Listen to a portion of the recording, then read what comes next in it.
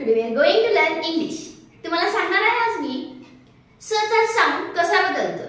स नंतर स म्हणजेच काय? स साऊंड कशाचा आहे? यस चा.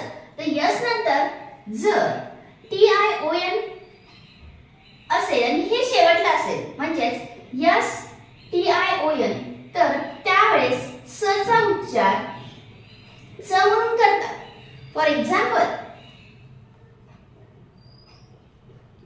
क्वेश्चन, शन म्हणत नाही, क्वेश्चन म्हणतो. देन डायजेशन म्हणजेच याचा उच्चार आपण स चा उच्चार च म्हणून या ठिकाणी होते. Okay, thank you.